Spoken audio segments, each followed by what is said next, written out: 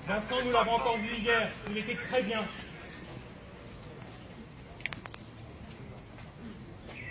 Dr Sanchez a décidé d'arrêter son alimentation et son hydratation. S'il arrive à ses fins, nous pourrons dire que la première euthanasie légale aura lieu en France.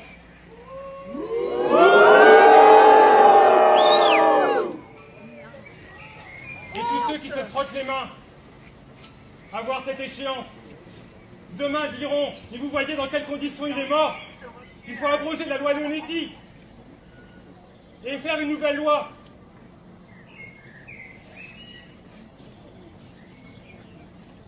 Franchement, aujourd'hui, comme j'ai dit ces derniers jours, j'en appelle à ma famille, à Rachel, son épouse, à mes frères et sœurs, qui ne se rendent pas complices de cette barbarie qui s'annonce. J'en appelle au ministre de la Santé, qui ment en disant que Vincent n'est pas handicapé. Si une personne tétraplégique n'est pas handicapée, qu'est-ce qu'elle est alors? J'en appelle également au président Macron. Il n'y a que lui maintenant, qui peut faire changer la donne.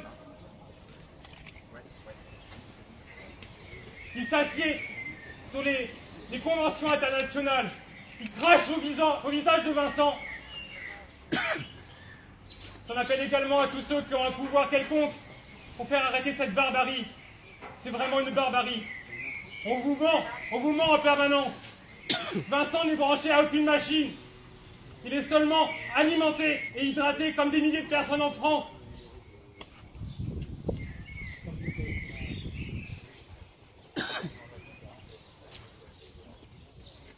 Nous ne savons même pas à l'heure qu'il est comment ça va se passer.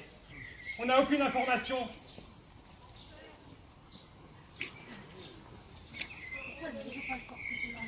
Et c'est bien ça le problème. Et cette question va nous hantir toute notre vie. Pourquoi on refuse le transfert de Vincent dans des établissements spécialisés?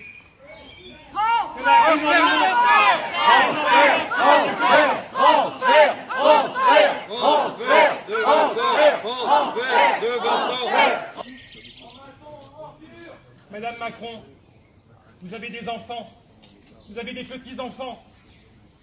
Vous comprenez, je pense, la douleur d'une mère et d'un père à qui on annonce qu'on va le laisser mourir et de faim, contrairement à certains spécialistes, oui, des gériatres.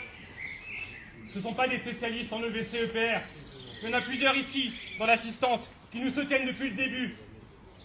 Vous, les journalistes, allez les voir, qui vous expliquent comment ça se passe dans leur service.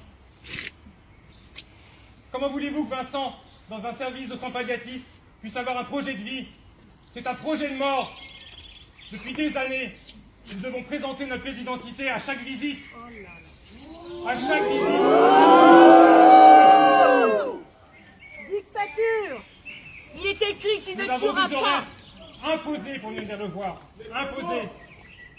C'est un Pour crime. ma part, je n'arrive même plus à pouvoir l'accompagner comme je le souhaitais, comme je le faisais toutes ces années précédentes.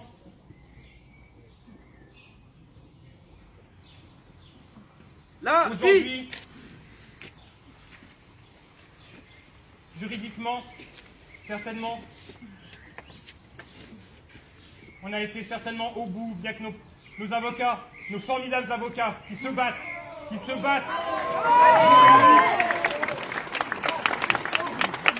encore de faire quelques procédures. Il n'est pas possible de porter plainte pour homicide. Vous avez vu un communiqué de nos avocats qui est paru aujourd'hui. C'est certainement ce qui va se terminer.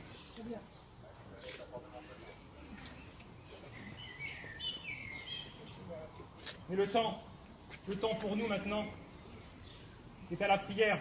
Amen. Amen. C'est notre arme la plus puissante.